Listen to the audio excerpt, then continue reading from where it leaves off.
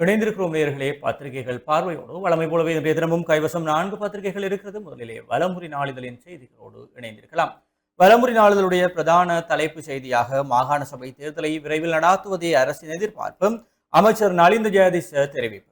மாகாண சபை தேர்தலை நடாத்துவதற்கு நிதி பிரச்சனை இல்லை, தேர்தலை விரைவில் நடாத்துவதே அரசின் எதிர்பார்ப்பு என அமைச்சரவை பேச்சாளர் அமைச்சர் நலிந்த ஜெயதிச தெரிவித்திருக்கிறார் என்ற செய்தி பிரதான தலைப்பு செய்தியாக இருக்கிறது. ஏனைய முற்பக்க செய்திகளுக்குள் செம்மணி மனித புதைக்குழி அகழ்வு பணி இன்றைய தினம் ஆரம்பம். செம்மணி மனித புதைக்குழியின் 3ஆம் கட்டத்தின் 3ஆம் பகுதி அகழ்வு பணிகள் இன்று புதன்கிழமை காலை ஆரம்பிக்கப்பட இருக்கிறது என்ற கட்டமிடப்பட்ட செய்தியோடும் தமிழீழ விடுதலை புலிகள் யுத்தத்திற்கு பயப்படவில்லை, முன்னாள் பிரதி போலீஸ் மா அதிபர் பிரியந்த தெரிவிப்பு. தமிழீழ விடுதலை புலிகள் அமைப்பு உண்மையில் யுத்தத்திற்கு பயப்படவில்லை என முன்னாள் பிரதி போலீஸ் மா அதிபர் பிரியந்த ஜெயக்கொடி தெரிவித்திருக்கிறார். இணையதளம் ஒன்றுக்கு அண்மையில் கருத்து தெரிவிக்கும் போதே அவர் மேற்கொண்டவாறு தெரிவித்திருக்கிறார். தொடர்ச்சியாக அந்த செய்தியை பார்க்கும் போதும் தமிழீழ விடுதலை புலிகள் அமைப்பினர் எப்போதும் அவர்களின் ஒட்டுமொத்த செயல்முறையிலுமே மிக தந்திரமான செயற்பாடுகளை முன்னெடுத்திருந்தார்கள். எனது தனிப்பட்ட கருத்துப்படி தமிழீழ விடுதலை புலிகள் அமைப்பிற்கும் தவறிய இடங்கள் மிகவும் குறைவே. பிரதானமான தவறு என்னவென்றால் 2005 ரணில் விக்ரமசிங்கவை தோற்கடித்தும் மஹிந்த ராஜபக்சவை ஜனாதிபதியாக்கி தாமாகவே வம்பை விலைக்கு வாங்கியதாகும். அதே போன்றுதான் ராஜீவ்காந்தியின் படுகொலையும் இப்படி சில பாரதூரமான தவறுகள் அவர்களினால் செய்யப்பட்டன. ரணசிங்க பிரேமதாசவிடம் அவர்கள் தங்களது வழக்கமான ஏமாற்று வித்தையை செய்தார்கள். இந்திய அமைதிப்படையை பிரேமதாசா விரட்டினார். விடுதலை புலிகள் சமாதான பேச்சுவார்த்தை மேசைக்கு வருவதாக கூறி வந்தார்கள். அதற்கு இடைப்பட்ட காலத்தில் ஆயுதங்கள் மற்றும் தொலைத்தொடர்பு உபகரணங்கள் பரிமாற்றப்பட்டதாக ஒரு கதை இருக்கிறது. அவர்கள் பலவீனமடையும் ஒவ்வொரு சந்தர்ப்பத்திலும் சமாதானத்தை முன்னிறுத்தி செயற்பட்டதை மீண்டும் பலமடைந்ததற்கு காரணமாகும். 2009 அதற்கான ஒரு முயற்சியை மேற்கொண்டார்கள். ஆனால் அதிர்ஷ்டவசமாக அது அவ்வாறு நடக்கவில்லை. ரணில் விக்ரமசிங்கவையும் ஏமாற்றினார்கள். அது சம்பந்தமாக முன்னாள் பாதுகாப்பு செயலாளர் ஒஸ்டின் பெர்னாண்டோ மை பெர்லி ஈஸ்ட் ஒயிட் என்ற பெரிய புத்தகம் ஒன்றை எழுதியிருக்கிறார். அந்த புத்தகத்தில் அனைத்து விவரங்களும் உள்ளன என்றும் அவர் குறிப்பிட்டிருக்கிறார் என்று அந்த செய்தியோடும் கட்டமிடப்பட்ட செய்திகளாக யாழ்ப்பாணத்தில் சிறை உத்தியோகத்தர் மீது கைதி தாக்குதல். யாழ்ப்பாணத்தில் விளக்கமறியல் கைதி ஒருவர் சிறைச்சாலை உத்தியோகத்தர் மீது தாக்குதலை மேற்கொண்டிருக்கிறார். தாக்குதலுக்குள்ளான சிறைச்சாலை உத்தியோகத்தர் சிகிச்சைக்காக யாழ்ப்பாணம் போதனா வைத்தியசாலையில் அனுமதிக்கப்பட்டிருக்கிறார். போதைப் பொருள் வழக்கு தொடர்பில் விளக்கமறியலில் வைக்கப்பட்டுள்ள கைதி ஒருவர் நேற்று முன்தினம் திங்கட்கிழமை நீதிமன்ற வழக்கு விசாரணை நடைபெற்ற போது குறித்த நபரின் விளக்கமறியலை நீதிமன்றம் நீடித்து உத்தரவிட்டது. அதனை அடுத்து விளக்கமறியல் கைதி மீண்டும் சிறைச்சாலைக்கு அழைத்து சென்ற போதும் குறித்த நபர் சிறைச்சாலை உத்தியோகஸ்தர் மீது தாக்குதலை மேற்கொண்டிருக்கிறார். தாக்குதலில் காயமடைந்த சிறைச்சாலை உத்தியோகஸ்தர் யாழ் போதனா வைத்தியசாலையில் அனுமதிக்கப்பட்ட நிலையில் சம்பவம் தொடர்பான விசாரணைகளை யாழ்ப்பாணம் போலீசார் மேற்கொண்டு வருகிறார்கள் என்று அந்த செய்தி காணப்படுகிறது. அதேபோல காட்டமிடப்பட்ட செய்திகளுக்குள் பூநகரியில் விபத்து, இளைஞர் ஒருவர் உயிரிழப்பு என்ற செய்தியும், பிரதமர் ஹரணி கட்டாருக்கு பயணம் என்ற ஒரு செய்தியோடும், நீர்கொழும்பு சிறை வன்முறை 200 பேரிடம் வாக்குமூலம் 7 குழுக்கள் விசாரணை என்ற செய்திகளும் கட்டமிடப்பட்ட செய்திகளாக பிரசுரமாக இருக்கிறது. யாழ் சிறைச்சாலை வளாகத்தில் ட்ரோன் பறக்கவிட்டவர் கைது. யாழ்ப்பாணம் சிறைச்சாலை வளாகத்தின் மேல் ட்ரோன் பறக்கவிட்ட குற்றச்சாட்டில் ஒருவரை போலீசார் கைது செய்திருக்கிறார்கள். யாழ்ப்பாணம் சிறைச்சாலை வளாகத்தின் மேல் நேற்று முன்தினம் திங்கட்கிழமை மாலை வேளையில் ட்ரோன் பறந்திருக்கிறது. அதனை அவதானித்த சிறைச்சாலை உத்தியோகஸ்தர்கள் அது தொடர்பில் யாழ்ப்பாணம் போலீசாருக்கு தகவல் வழங்கி இருக்கிறார்கள். தகவலின் பிரகாரம் சம்பவ இடத்திற்கு விரைந்த போலீசார் ட்ரோனை பறக்கவிட்ட இளைஞனை கைது செய்ததுடன் ட்ரோனையும் போலீசார் கைப்பற்றி சென்றனர். கைது செய்யப்பட்ட இளைஞனை போலீஸ் நிலையத்தில் தடுத்து வைத்து விசாரணைகள் முன்னெடுத்தவர்களை வீதி அபிவிருத்தி அதிகார சபையினால் அமைக்கப்படும் பாலங்கள் தொடர்பில் காணொலிகளை பதிவு செய்வதற்காக வீதி அபிவிருத்தி அதிகார சபையால் பணிக்கு அமர்த்தப்பட்டுள்ளதாகவும் சிறைச்சாலைக்கு அருகில் வீதியில் அமைக்கப்படும் பாலத்தை காணொலி எடுத்ததாகவும் தெரிவித்தார். இது தொடர்பில் மேலதிக விசாரணைகளை போலீசார் முன்னெடுத்து வருகிறார்கள் என்ற செய்திகளும் இவை வலம்புரி நாளிதழுடைய முற்பக்க செய்திகளாக காணப்படுகிறது. தொடர்ச்சியாக நாளிதழுடைய உட்பக்க செய்திகளுக்குள் 70,000 நெருங்கும் டெங்கு நோயாளர்கள். நாட்டில் டெங்கு காய்ச்சல் பரவல் புதிய உச்சத்தை தொட்டுள்ள நிலையில் இந்த ஆண்டு இதுவரையாக மொத்தம் டெங்கு நோயாளர்களின் எண்ணிக்கை 70,000 நெருங்கியுள்ளதாக தேசிய டெங்கு கட்டுப்பாட்டு பிரிவு அறிவித்திருக்கிறார்கள் என்ற செய்தியும், இலங்கையில் விரைவில் பயணிகள் ட்ரோன் சேவை. மேம்பட்ட வான்வழி போக்குவரத்து தீர்வுகள் குறித்து ஆய்வுகளின் ஒரு பகுதியாக இலங்கையில் பயணிகளை ஏற்றிச் செல்லும் ட்ரோன்களை அறிமுகப்படுத்துவதற்கான முன்னோடி திட்டம் ஒன்றை செயற்படுத்துவதற்கும் இலங்கை சிவில் விமான போக்குவரத்து ஆணையம் திட்டமிட்டிருக்கிறார்கள் என்ற செய்தியோடும் 6 கிலோ போதைப் பொருளுடன் பிலிப்பைன்ஸ் நாட்டவர் கைது என்ற செய்தியும், தேசிய பாதுகாப்பு கேள்விக்குறியாக்கப்பட்டிருக்கிறது, மத்தும பண்டார சுட்டிக்காட்டு என்ற செய்திகளும் பிரசுரமாக இருக்கிறது. வலம்புரி நாளுடைய விளையாட்டு செய்திகளுக்குள் 5வது தடவையாகவும் கிண்ணத்தை சுவீகரித்தது மட்டுவில் மின்னல் அணி என்ற ஒரு புகைப்படம் தாங்கிய செய்தியோடும் உள்நாட்டு செய்திகளுக்குள் தண்ணீரை சிக்கனமாக பயன்படுத்துமாறு அறிவுறுத்தும். நீர்மட்டம் குறைந்து வருவதால் பொதுமக்கள் தண்ணீரை மிகவும் சிக்கனமான முறையில் பயன்படுத்த வேண்டும் என நீர்ப்பாசன திணைக்களம் அறிவுறுத்தி இருக்கிறார்கள் என்ற செய்தியும், விசநாய்க்கடியற்ற நாடாக இலங்கையை மாற்றுவதே இலக்கு, சுகாதார திணைக்கள பணிப்பாளர் தெரிவிப்பு. வீதிகளில் உள்ள நாய்களுக்கு உணவளிப்பவர்கள் அந்த நாய்களின் முழு பொறுப்பையும் தாங்களே ஏற்றுக்கொண்டும் முழுமையாக பராமரிக்க வேண்டும் என கால்நடை உற்பத்தி மற்றும் சுகாதார திணைக்களத்தின் பணிப்பாளர் நாயகம் சஞ்சிக பெரேரா வலியுறுத்தி இருக்கிறார் என்று அந்த செய்தியும் தொடர்ந்து செல்கிறது. சிறைச்சாலை மோதல், உயிரிழப்பு அதிகரிப்பு. நீர்கொழும்பு சிறைச்சாலையில் ஏற்பட்ட மோதலில் படுகாயமடைந்து கொழும்பு தேசிய மருத்துவமனையில் சிகிச்சை பெற்று வந்த மேலும் 2 சிறைச்சாலை அதிகாரிகள் உயிரிழந்திருக்கிறார்கள். இதன்படி குறித்த சம்பவத்தில் உயிரிழந்தவர்களுடைய மொத்த எண்ணிக்கை தற்போது 31ஆக உயர்ந்திருக்கிறது என்று அந்த செய்தியோடும், அரசின் தன்னிச்சையான செயற்பாடுகள் ஜனநாயகத்திற்கு பெரும் சவால், உடனடியாக நிறுத்த வேண்டும் என்கிறார் ஹர்ஷ என்ற ஒரு செய்தியும் பிரசுரமாகி இருக்கிறது. அகில இலங்கை கம்பன் கழகத்தின் ஏற்பாட்டில் திருவள்ளுவர் திருக்கோயில் திறப்பு விழா கடந்த 12ஆம் தேதி ஞாயிற்றுக்கிழமை கிளிநொச்சி ஜெயந்தி நகர் கம்பன் கலை கோயில் வளாகத்தில் நடைபெற்றது. இந்த நிகழ்வில் தமிழ்நாடு பிஜேபி குழும தலைவர் செவாலியர் கலைமாமணி டாக்டர் விஜி சந்தோஷம் பிரதம விருந்தினராக கலந்து சிறப்பித்திருக்கிறார் என்ற செய்தியோடும், அன்னதான கந்தனுக்கு எதிர்வரும் 12ஆம் தேதி கொடி என்ற ஒரு கட்டமிடப்பட்ட செய்தியும், சர்வதேச கூட்டுறவு தின விழா என்ற ஒரு கட்டமிடப்பட்ட செய்திகளும் பிரசுரமாகி இருக்கிறது. உள்நாட்டு செய்திகளுக்குள்ளே ஆதாய அரசியல் செய்யும் எதிர்க்கட்சி தலைவர் கடுமையாக விமர்சித்தார் வட்டக்கல என்ற ஒரு செய்தியும் பிரசுரமாக இருக்கிறது. வலமுறை நாளினுடைய இன்றைய வெளிநாட்டு செய்திகளுக்குள், ஹார்மூஸ் எங்களது கட்டுப்பாட்டில் மோதிக்கொள்ளும் அமெரிக்கா ஈரான். ஹார்மூஸ் ஜலசந்தியை நிர்வகிப்பது தொடர்பாக அமெரிக்கா ஈரான் இடையே கடும் மோதல் ஏற்பட்டிருக்கிறது என்ற ஒரு செய்தியும் பொதுவெளியில் தோன்றவிருக்கிறார் ஈரானின் உச்ச தலைவர் மொஸ்தபா என்ற ஒரு கட்டமிடப்பட்ட செய்தியோடும், முதன்முறையாக உளவு அமைப்பை உருவாக்குகிறது ஜப்பான் என்ற செய்தியும், சவுதி அரேபியா மீது கவுதிகள் ஏவுகணை தாக்குதல், 4 ஆண்டுகால போர் நிறுத்தம் முறிவடைந்தது என்ற செய்திகளும் வெளிநாட்டு செய்திகளாக பிரசுரமாகிறது. உள்நாட்டு செய்திகளுக்குள்ளே கட்டைக்காட்டில் சுற்றி வளைப்பு, சுருக்கு வலையுடன் ஒருவர் கைது என்ற ஒரு புகைப்படம் தாங்கிய செய்தியும், ஆஸ்திரேலிய உயர்ஸ்தானிகர் யாழ் பொது நூலகத்திற்கு விஜயம் என்ற ஒரு புகைப்படம் தாங்கிய செய்தியும் பிரசுரமாக இருக்கிறது. வலமுறை நாளினுடைய இன்றைய ஆசிரியர் தலையங்கமாக ஒற்றுமையின் நோக்கம் மக்கள் நலன் சார்ந்ததாயின் என்ற தலைப்பிலே ஆசிரியர் தலையங்கமும் பிரசுரமாக இருக்கிறது. உள்நாட்டு செய்திகளுக்குள்ளே, தமிழ் பேசும் கட்சிகளின் ஒன்றிணைவு அரசாங்கத்தின் பலவீனம் அல்ல, அமைச்சர் நலிந்த ஜெயதிச தெரிவிப்பு. நாட்டில் தமிழ் மற்றும் முஸ்லிம் பிரதிநிதித்துவத்தை கொண்ட 6 பிரதான அரசியல் கட்சிகள் உடன்பாடுகளை எட்டியுள்ளமை மற்றும் எதிர்க்கட்சிகளில் ஏற்பட்டுள்ள பிளவுகள் என்பவை அரசாங்கத்தின் பலவீனமாக உருவானவை அல்ல. எதிர்க்கட்சியினரை ஒன்றிணைத்து வழிநடத்துவது எதிர்க்கட்சி தலைவரின் பொறுப்பாகும் என்றும் அமைச்சரவை பேச்சாளர் அமைச்சர் நலிந்த ஜெயதிச தெரிவித்திருக்கிறார். நேற்று செவ்வாய்க்கிழமை நடைபெற்ற அமைச்சரவை தீர்மானங்களை அறிவிக்கும் ஊடகவியலாளர் மாநாட்டில் கலந்து கொள்ளும் போதே அவர் இந்த விடயங்களை தெரிவித்தார். அதில் இந்த ஒன்றிணைவின் பின்னணியில் அரசாங்கம் இருப்பதாக சுமத்தப்படும் குற்றச்சாட்டுகளை நாம் முழுமையாக நிராகரிக்கிறோம். எதிர்க்கட்சியில் உள்ளவர்கள் ஒன்றிணைந்து பயணிக்க முடியாமல் வெவ்வேறு பெயர்களில் பல்வேறு குழுக்களாக பிரிந்து ஊடகவியலாளர் சந்திப்புகளை நடாத்துவது குறித்து எங்களிடம் கேள்வி எழுப்புவதில் எந்த அர்த்தமும் இல்லை. ஆளுங்கட்சியிலோ அல்லது எமது தரப்பிலோ ஏதேனும் பிளவுகள் ஏற்பட்டிருந்தால் அது குறித்து எங்களிடம் கேள்விகள் எழுப்புவது நியாயமானது. பாராளுமன்றத்தில் நமக்கு 159 உறுப்பினர்களுடன் கூடிய பலமான பெரும்பான்மை பலம் உள்ளது. அதனை கொண்டு நாம் எமது பணிகளை சரியாக முன்னெடுத்து வருகிறோம் என்று அவர் தெரிவித்திருக்கிறார். தொடர்ச்சியாக நீர்கொழும்பு சிறை வன்முறை துப்பாக்கிச்சூடு நடாத்திய அதிகாரிக்கு இடமாற்றம் என்ற செய்தியும், நாட்டுக்கு வருகை தந்த சுற்றுலாவிகளின் எண்ணிக்கை 12 லட்சத்தை கடந்தது என்ற ஒரு கட்டமிடப்பட்ட செய்தியும், நீரில் மூழ்கி மரணித்த போலீஸ் விசேட அதிரடிப்படை வீரருக்கு பதவி உயர்வு. கிண்ணியா பகுதியில் சட்டவிரோத மணல் அகழ்வில் ஈடுபட்டவர்களை கைது செய்ய சென்ற போதும் ஆற்று நீரில் அடித்து செல்லப்பட்டு உயிரிழந்த போலீஸ் விசேட அதிரடிப்படையின் சார்ஜென்ட்டுக்கு உப போலீஸ் பரிசோதகர் பதவி உயர்வு வழங்கப்பட்டிருக்கிறது என்ற செய்தியும் பிரசுரமாக இருக்கிறது. இவைதான் வலமுறை நாளிதழுடைய இன்றைய முதன்மை செய்திகளாக இருக்கிறது. தொடர்ச்சியாக நிகழ்ச்சியிலே உதயன் நாளிதழின் செய்திகளோடு இணைந்திருக்கலாம். இன்றைய நாளுக்குரிய உதயன் பத்திரிகையின் பிரதான தலைப்பிடலாக, காணாமல் ஆக்கப்பட்டோருக்கு நீதியை நிலைநாட்டுவதில் இலங்கை படுதோல்வி, ஜஸ்மின் சூகா குற்றச்சாட்டு.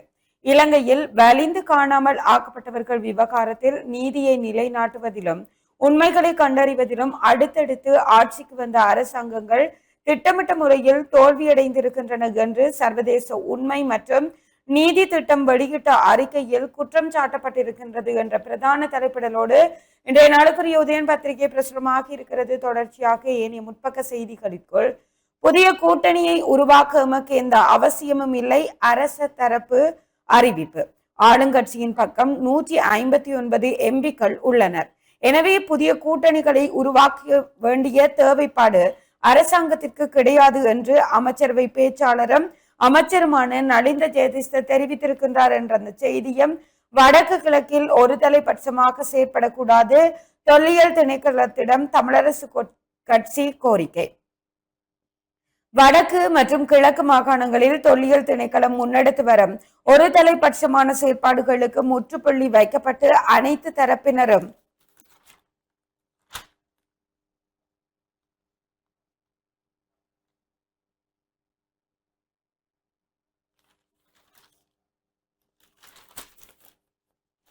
சமமான முறையில் நடத்தப்பட வேண்டும் என தமிழரசு கட்சி கோரிக்கை விடுத்திருப்பதாக அந்த செய்தி தொடர்ந்து செல்வதனை காணக்கூடியதாக இருக்கிறது. தொடர்ச்சியாக முல்லைத்தீவு பாடசாலையில் மாணவர்களுக்குள் முரண்பாடு, இரும்பு கம்பியால் தாக்குதல், 2 மாணவர்கள் காயம், 3 விளக்கமறியல்.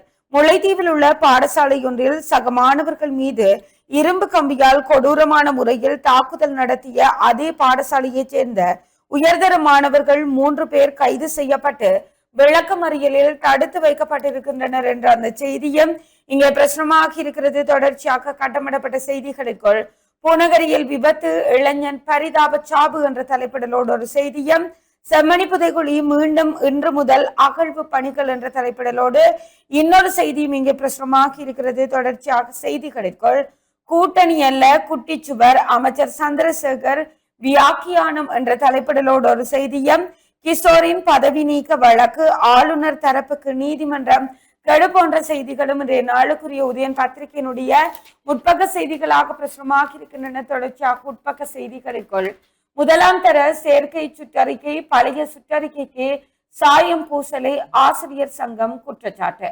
பாடசாலைகளின் முதலாம் தரத்திற்கு மாணவர்களை அனுமதிப்பது தொடர்பாக கல்வி அமைச்சினால் வெளியிடப்பட்ட புதிய சுற்றறிக்கை கடந்த ஆண்டின் சுற்றறிக்கையின் ஒரு சில வார்த்தைகளை மாற்றிவிட்டு அதே சுற்றறிக்கையையும் மீண்டும் அச்சிட்டு வெளியிட்டிருக்கின்றது என்று அந்த செய்தி மிக பிரச்சனமாக இருக்கிறது. தொடர்ச்சியாக பிள்ளையானுக்கு மறியல் நீடிப்பு என்ற தலைப்பிடலோடு ஒரு செய்தியும், இலங்கை உணவுகளுக்கு சர்வதேசத்தில் அங்கீகாரம். 2026 ஆண்டுக்கான உலகின் சிறந்த 50 உணவுகளுக்கான சுற்றுலா தலங்களின் பட்டியலை வெளியிட்டிருக்கின்றது. இந்த பட்டியலில் இலங்கை முதல் முறையாக இடம் பிடித்து சர்வதேச அரங்கில் பெருமை சேர்த்திருக்கின்றது. சர்வதேச அளவில் புகழ்பெற்ற டிராவல் அண்ட் டூர் வேர்ல்ட் நிறுவனம் இந்த பட்டியலை வெளியிட்டிருக்கின்றது. உலகளாவிய ரீதியில் கடுமையான போட்டிக்கு மத்தியில் தயாரிக்கப்பட்ட இந்த தர வரிசையில் மெக்சிகோ முதலிடத்தை பெற்றிருப்பதுடன் இத்தாலி 2ஆம் இடத்தையும் ஸ்பெயின் 3ஆம் இடத்தையும் பெற்றிருக்கின்றன. இந்த பட்டியலில் இலங்கை 50வது இடத்தை பிடித்திருக்கின்றது. ஐரோப்பா, ஆசிய பசிபிக் பிராந்தியம், அமெரிக்கா, கரிபியன், ஆப்பிரிக்கா மற்றும் மத்திய கிழக்கு உள்ளிட்ட உலக புகழ்பெற்ற பல முன்னணி உணவு சுற்றுலா தலங்களுடன் போட்டியிட்டு இலங்கை இந்த இடத்தை பெற்றிருப்பது குறிப்பிடத்தக்கது என்ற அந்த செய்தியும் இங்கே பிரசுரமாக இருக்கிறது. தொடர்ச்சியாக விசர் நாய்க்கடியை ஒழிப்பதற்கு இலங்கை அரசாங்கம் திட்டம் என்ற தலைப்பிடலோடு நாங்கள் ஏலவே பார்த்த ஒரு செய்தியும் இங்கே பிரசுரமாக இருக்கிறது. தொடர்ச்சியாக சட்டவிரோத மீன்பிடி உபகரணங்களுடன் கட்டைக்காட்டில் ஒருவர் கைது என்ற தலைப்பிடலோடு ஒரு புகைப்படம் தாங்கிய செய்தியும் இங்கே பிரசுரமாக இருக்கிறது. தொடர்ச்சியாக செய்திகளுக்குள் மட்டக்களப்பில் சமூக வலுவூட்டல் திட்டத்தை ஆரம்பித்த டேவிட் பீரிஸ் குழுமம் என்ற தலைப்பிடலோடு ஒரு செய்தியும் இங்கே பிரசுரமாக இருக்கிறது. தொடர்ச்சியாக இன்றைய நாளுக்குரிய உதயன் பத்திரிகாசிரியர் தலையங்கமாக காணல் நீர் கூட்டணி, புதிய அரசியலமைப்பு உருவாக்கம், காணிகள் மீதான உரிமை மற்றும் மாகாண சபை தேர்தல் போன்ற சிறுபான்மையினரின் பொது பிரச்சனைகளுக்காக 6 தமிழ் மற்றும் முஸ்லிம் கட்சிகள் ஓரணியில் இணைந்து கூட்டு செயற்பாட்டை முன்னெடுக்க தீர்மானித்திருக்கின்றன. இந்த புதிய கூட்டணி ஒரு புறம் ஆச்சரியத்தையும் மறுபுறம் பலத்த சந்தேகங்களையும் எழுப்பியிருக்கின்றது. இந்த இணைவு தேர்தல் நோக்கங்களுக்கானது அல்ல என்றும் சிறுபான்மையினரின் நலன்களுக்கானது என்றும் கட்சிகளின் தலைவர்கள் முழக்கமிட்டாலும் கடந்த கால கசப்பான வரலாற்று பாடங்களை அறிந்த எமது மக்களுக்கு இந்த கூட்டணி பேச்சுவார்த்தைகள் வெறும் கண் துடைப்பாகவே தெரிகின்றன. கல்முனை வடக்கு பிரதேச செயலக விவகாரம் முதல் மலையக தொழிலாளர்களின் அடிப்படை உரிமைகள் வரை தமக்கிடையிலான முரண்பாடுகளை தீர்க்க முடியாத தலைவர்கள் இன்று எத்தகைய பொது கொள்கையின் கீழ் கைகோர்க்க போகிறார்கள் என்ற கேள்வி எழுவது தவிர்க்க முடியாததாகும் என்று இன்றைய நாளுக்குரிய உதயன் பத்திரிகாசிரியர் தலையங்கம் இடம்பெற்றிருக்கிறது. தொடர்ச்சியாக செய்திகளுக்குள் பயணிகள் போக்குவரத்து சேவைக்கு ட்ரோன் விமான சேவை அரசாங்கம் பரிசீலிப்பு என்ற தலைப்பிடலோடு ஒரு செய்தியும், பெற்றோர் கொலை, மகன் கைது. எம்பலாப்பிட்டிய கிரளவல் கடுவ பகுதியில் தாய் தந்தையரை கொலை செய்த குற்றச்சாட்டில் மகன் கைது செய்யப்பட்டிருக்கின்றார். தனிப்பட்ட தகராறு காரணமாக ஏற்பட்ட வாக்குவாதம் எல்லை மீறி சென்றதனால் இந்த கொலை நடந்துள்ளதாக போலீசார் தெரிவித்திருக்கின்றனர். இவ்வாறு கொலை செய்யப்பட்டுள்ளவர்கள் 58 வயதுடைய தந்தை மற்றும் 54 வயதுடைய தாய் என தெரிவிக்கப்படுகின்றது. இந்த கொலை சம்பவம் தொடர்பாக தம்பதியரின் 26 வயதுடைய மகனே போலீசாரால் கைது செய்யப்பட்டிருக்கின்றனர். சம்பவம் குறித்து போலீசார் மேலதிக விசாரணைகளை மேற்கொண்டு வருகின்றனர் என்ற அந்த செய்தியும் இங்கே காணக்கூடியதாக இருக்கிறது. தொடர்ச்சியாக வாரமலராக புதன் பொய்கை மலர்ந்திருக்கிறது. அந்த வகையில் பல்வேறு நபர்களினுடைய ஆக்கங்களும் கட்டுரைகளும் இங்கே பிரசுரமாக இருக்கிறது. அந்த ஆக்கங்களை பார்க்கையில் டெங்குவை வெல்லும் முப்பரிமாண ஆயுதம் அறிவு திறன் மனப்பாங்கு என்ற தலைப்பிடலோடு ஜென்சன் ரொனால்ட் அவர்களினுடைய கட்டுரை இங்கு இடம்பெற்றிருக்கிறது. தொடர்ச்சியாக மென்முறை எண்ணங்கள் பெருகும் வன்முறை எண்ணங்கள் அருகும் வாழ்வொழுங்கை கட்டமைத்தல் என்ற தலைப்பிடலோடு ஆணையூர் கவிராயர் அவர்களினுடைய கட்டுரையும் பழைய கண்ணாடியில் புதிய பிம்பங்கள் என்ற தலைப்பிடலோடு சுபாசினி அவர்களினுடைய ஒரு கட்டுரையும் இடம்பெற்றிருக்கிறது. தொடர்ச்சியாக அமெரிக்க ஈரான் போர்க்களமும் என்ற தலைப்பிடலோடு சபாலிங்கம் பிரசன்னா அவர்களினுடைய கட்டுரையும் இலங்கையில் அதிகரிக்கும் HIV தொற்று ஆண்களிடையே அதிக பாதிப்பு என்ற தலைப்பிடலோடு ஒரு செய்தியும் இங்கே பிரசுரமாக இருக்கிறது. தொடர்ச்சியாக செய்திகளுக்குள் விசர் நோய் தடுப்பூசி ஏற்றல் ஆரம்பம் என்ற தலைப்பிடலோடு ஒரு புகைப்படம் தாங்கிய செய்தியும் இங்கே பிரசுரமாக இருக்கிறது. தொடர்ச்சியாக இன்றைய நாளுக்குரிய உதயன் பத்திரிகையினுடைய இறுதி பக்க செய்திகளுக்குள் அரவணன் சிகிச்சை மையம் தெல்லிப்பளையில் திறப்பு என்ற தலைப்பிடலோடு ஒரு செய்தியும் மந்திகையில் உயரும் டெங்கு நோயாளர்கள் என்ற செய்திகளும் இன்றைய நாளுக்குரிய உதயன் பத்திரிகையினுடைய முக்கிய செய்திகளாக பிரசுரமாக இருக்கின்றன. தொடர்ச்சியாக நாங்கள் தினக்குரல் பத்திரிகை கண்ணோட்டத்தோடு இணைந்திருக்கலாம். தினக்குரல் நாளிதழுடைய பிரதான தலைப்பு செய்தியாக செம்மணி புதைக்குழியுடன் தொடர்புடைய இராணுவத்திற்கு பதவி உயர்வு, இலங்கை அரசின் பொறுப்பு குரல் தோல்வியின் வெளிப்பாடை இது குற்றம் சாட்டுகிறது. ஜாஸ்மின் சூகாவின் அமைப்பின் அறிக்கை. இலங்கையில் இடம்பெற்ற வலுக்கட்டாயமாக காணாமலாக்கப்பட்ட சம்பவங்கள் குறித்து விசாரணை நடாத்துவதிலும் பாதிக்கப்பட்ட குடும்பங்களுக்கு நீதி வழங்குவதிலும் அடுத்தடுத்து வந்த அரசாங்கங்கள் தொடர்ச்சியாக தோல்வியடைந்திருப்பதாக சர்வதேச உண்மை மற்றும் நீதிக்கான திட்டம் அமைப்பு குற்றம் சாட்டியிருக்கிறது. இது தொடர்பாக செம்மணி மனித புதைக்குழி நாங்கள் இன்னும் தேடிக்கொண்டிருக்கிறோம் என்ற தலைப்பில் அந்த அமைப்பு புதிய அறிக்கை ஒன்றை வெளியிட்டிருக்கிறது. இலங்கையின் மிகப்பெரிய மனித புதைக்குழியான செம்மணி புதைக்குழி தளம் கடந்த பல தசாப்தங்களாக ஆட்சியாளர்களால் திட்டமிட்டபடி கைவிடப்பட்ட ஒரு வரலாற்று சான்றாக மாறியுள்ளதாக அதில் சுட்டிக்காட்டப்பட்டிருக்கிறது. செம்மணியை வெறும் தடய அறிவியல் ஆய்வாக மட்டும் பார்க்காமலும் அங்கு நடந்த சட்டவிரோத கொலைகள் மற்றும் சர்வதேச குற்றங்கள் தொடர்பான புதிய குற்றவியல் விசாரணைகளுக்கான ஆதாரமாக பயன்படுத்த வேண்டும் என அந்த அமைப்பு வலியுறுத்தி இருக்கிறது. இந்த சம்பவங்களுடன் தொடர்புடைய நடுத்தர அல்லது உயர்நிலை இராணுவ அதிகாரிகள் அவரும் இதுவரை சட்டத்தின் முன் நிறுத்தப்படவில்லை என்றும் மாறாக தொடர்புடைய காலகட்டத்தில் அப்பகுதியில் பணியாற்றிய சில அதிகாரிகளுக்கும் பதவி உயர்வுகளும் ஐநா அமைதிப்படை பணிகளும் வழங்கப்பட்டுள்ளதாக அறிக்கை சாட்டியிருக்கிறது.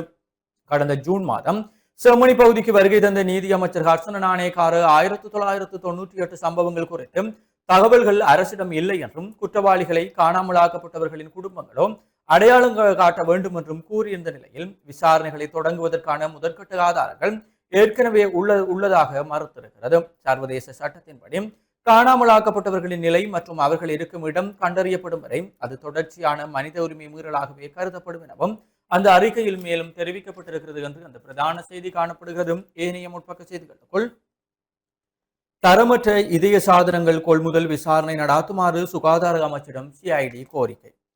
மருத்துவமனைகளுக்கு வழங்கப்பட்ட தரம் குறைந்த இதய ஸ்டோன்கள் மற்றும் ஆன்ஜியோகிராம் வடிவ குழாய்கள் கொள்முதல் செய்த குற்றச்சாட்டுக்காக பொறுப்பான நபர்களையும் நிறுவனங்களையும் அடையாளம் காணவும் சட்ட நடவடிக்கைகளுக்கு வழிவகுக்கவும் ஒரு பூர்வாங்க விசாரணையை நடாத்துவதற்கு சுகாதார அமைச்சக செயலாளர்களிடம் குற்றப்புலனாய்வுத்துறை கோரியிருக்கிறது என மருத்துவ மற்றும் சிவில் உரிமைகளுக்கான மருத்துவ தொழிற்சங்க கூட்டணியின் தலைவரும் நிபுணருமான சமல் சஞ்சீவ தெரிவித்திருக்கிறார் என்று அந்த செய்தியும் காணப்படுகிறது. அதே போல நீர்கொழும்பு சிறைச்சாலை மோதல் சிகிச்சையில் இருந்த மேலும் 2 சிறை காவலர்கள் உயிரிழப்பு என்ற ஒரு செய்தியோடும் 21வது நாளை எட்டியது கேப்பாப்புலவு காணி விடுவிப்பு போராட்டம் என்ற புகைப்படம் தாங்கிய செய்தியும் பிரசுரமாக இருக்கிறது. அதேபோல சாகவச்சேரி நகர சபைக்கு புதிய உபதவிசாளர் தேர்வு வெளியானது வர்த்தமானி என்ற ஒரு கட்டமிடப்பட்ட செய்தியும் காணப்படுகிறது. மாகாண சபை தேர்தலை நடாத்த நிதி பிரச்சனை இல்லை, முறைமை மாற்றமே பிரச்சனை என்ற செய்திகளும் தினக்குரல் நாளிதழுடைய முற்பக்க செய்திகளாக பிரசுரமாக இருக்கிறது. தொடர்ச்சியாக உட்பக்க செய்திகளுக்குள் நீர்கொழும்பு சிறைச்சாலை மோதல் 287 பேரிடம் வாக்குமூலம் பதிவு, சிஐடி நீதிமன்றத்தில் அறிக்கை சமர்ப்பிப்பு என்ற ஒரு செய்தியோடும் கொழும்பில் நடந்த தலைமைத்துவ மாநாடு என்ற ஒரு கட்டமிடப்பட்ட செய்தியும் பிரசுரமாக இருக்கிறது. உலகை ஈர்த்த உணவுகள், யாழ்ப்பாணத்தின் தனித்துவமான உணவுக்கு கிடைத்த அங்கீகாரம் என்ற கட்டமிடப்பட்ட செய்தி ஒன்று பிரசுரமாக இருக்கிறது.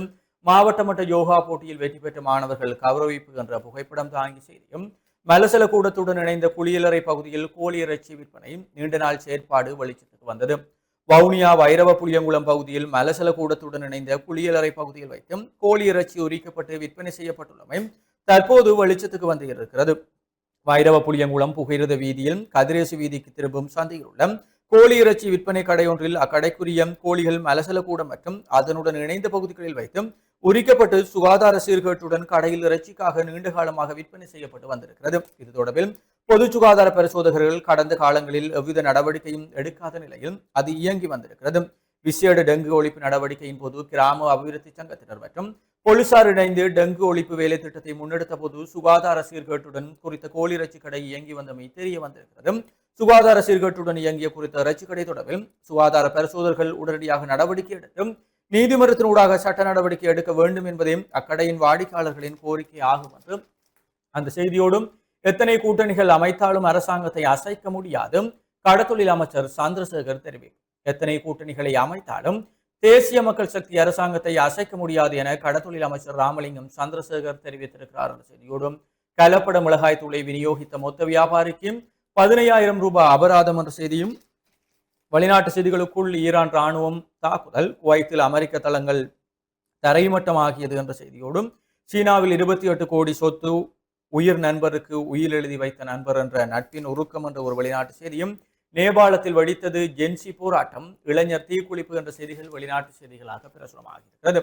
உள்நாட்டு செய்திகளுக்குள் வடமாகாண விவசாயிகளிடமிருந்து தலா 2,500 கிலோ நெல்லை கொள்வனவு செய்ய திட்டம்.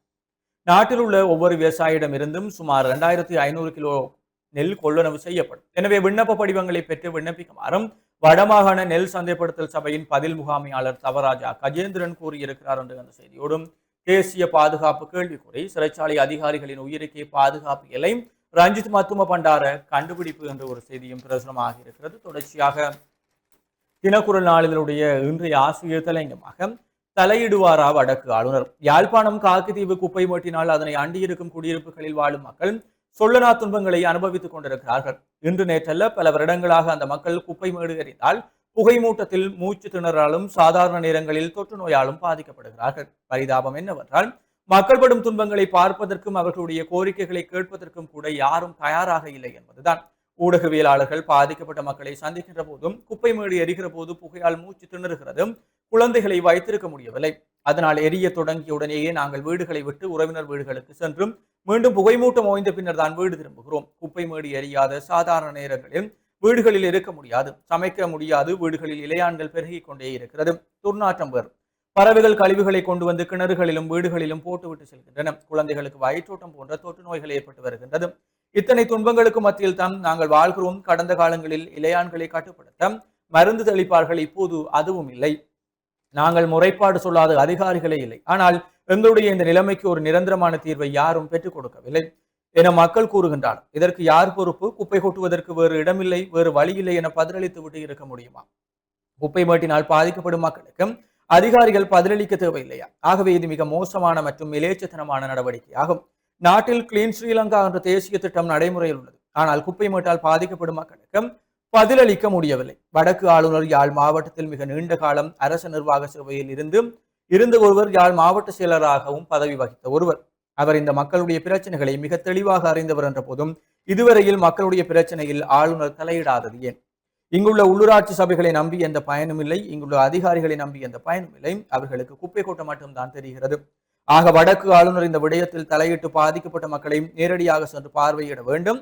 அந்த மக்களுடைய கோரிக்கைகளை கேட்டறிந்து கொள்ள வேண்டும். அதனூடாகவே இந்த பிரச்சனைக்கு நிரந்தரமான தீர்வினை காண முடியும். அதிகாரிகளை நம்பி உள்ளூராட்சி சபைகளை நம்பி எந்த ஒரு பயனும் இல்லை என்றும் பலம் தினக்குரலுடைய ஆசிரியர் தலையங்கம் காணப்படுகிறது. இறுதி பக்க விளையாட்டு செய்தியாக இரண்டாவது ஒரு நாள் போட்டி மேற்கிந்தியாவை வீழ்த்தியும் நியூசிலாந்து அணி அபார வெற்றி என்ற செய்திகளும் பிரசுரமாக இருக்கிறது.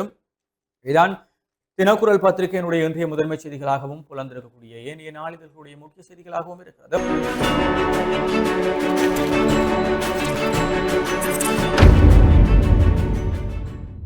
வணக்கம்.